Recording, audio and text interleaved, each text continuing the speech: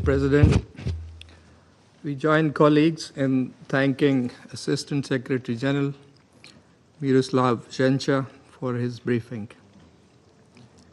We also listened with deep empathy to Mr. David's statement and sincerely hope for the safe and swift reunification of his family and all others still held in captivity.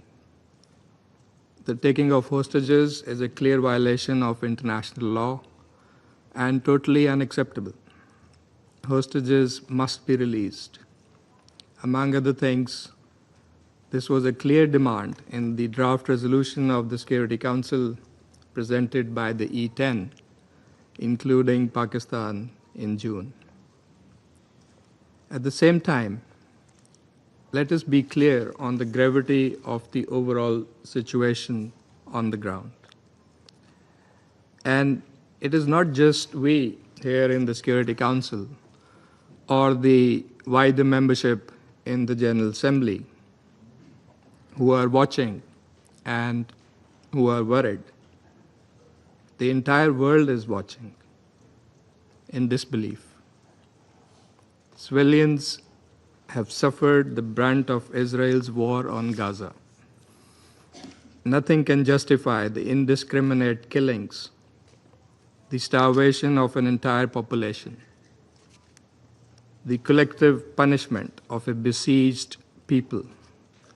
These actions are not only morally indefensible, they constitute grave breaches of international law, including the Geneva Conventions, and stand in flagrant violation of binding measures issued by the International Court of Justice. Mr. President, the humanitarian catastrophe in Gaza continues to escalate at an unprecedented scale.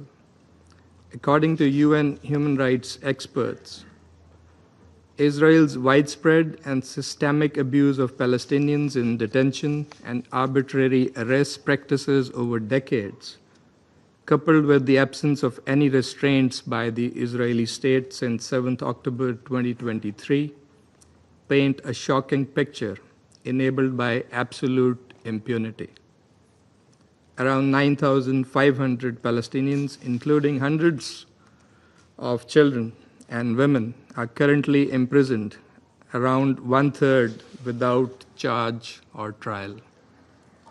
This is a profound violation of basic human rights, and again, totally unacceptable. 60,000 Gazans have been killed, 18,500 children. Palestinian children have been killed at a rate more than 1 per hour since the war began. Mr. President, although I could have said this, but this is not my statement. It is the Washington Post, which has also published the names and ages of each of those 18,500 Palestinian children. The leading Israeli newspaper, Haaretz, has described the situation in Gaza as, quote, likely the most extreme example of politically driven starvation in the 21st century, unquote. The consequences are therefore horrible. At least 175 Palestinians, including 93 children, have died of starvation. The Director General of the FAO has warned Gaza is now on the brink of a full-scale famine. People are not starving because food is unavailable. They are starving because access is denied. The Integrated Food Security Phase Classification, IPC, has warned that the worst-case scenario of famine is now unfolding in the Gaza Strip. UNICEF has called it a perfect storm of suffering for children, while the UN Secretary General has warned of a humanitarian catastrophe of epic proportions. The World Food Programme put it starkly, quote, This is a disaster unfolding in front of our eyes, in front of our television screens. Mr. President, even the delivery of humanitarian aid has become deadly. Over 1,200 aid-related killings have been documented since May. Palestinians are routinely forced to choose between two deadly options: risking death by starvation or risking death by gunfire to reach food aid site. And this is what the New York Times is saying, Mr. President. This war on civilians must end. We call for an immediate, unconditional, and permanent ceasefire, full Israeli withdrawal, the release of hostages, and unimpeded humanitarian access. The initial phase of the ceasefire agreement, brokered by Egypt, Qatar, and the United States, led to the release of 33 hostages. But for Israel's unilateral abandonment of the ceasefire, further releases could not take place.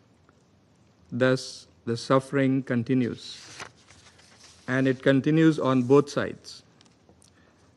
We further call for the full implementation of Security Council Resolution 2735, which presents a viable, actionable roadmap to end hostilities and deliver desperately needed aid. Mr. President, in the interest of peace, for that is the core responsibility of this Council, we must keep in mind the historical perspective of the Arab-Israeli conflict. We must not lose sight of the root cause of this ongoing tragedy, and that is Israel's prolonged illegal occupation of the Palestinian territory. As long as this occupation endures, peace will remain elusive. Lasting peace demands a credible political horizon, one grounded in international law, leading to the realization of a sovereign, viable, and contiguous Palestinian state based on the pre-1967 borders, with Al-Quds al-Sharif as its capital. The recent high-level conference on the peaceful settlement of the Palestinian question and the implementation of the two-state solution was a timely initiative.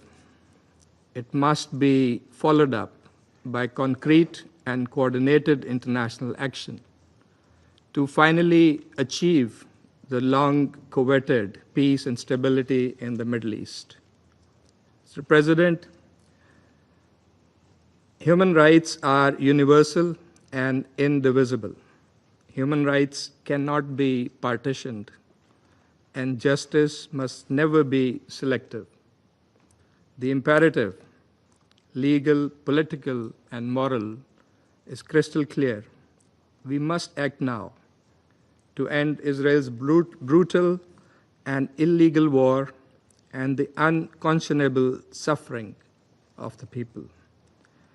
Humanity and dignity of peoples, civilians on both sides, demand nothing less. I thank you. Do you want to watch more videos like this one? If yes, subscribe to our channel and press the bell icon next to it. We have decided to bring videos on something nobody talks about: African politics, economy, and increasing power. Thanks for watching, and until the next video, stay tuned. Tell us what you think in the comment section. Like and share the video, and subscribe so that you don't miss any of our African videos. It's the best way to support us.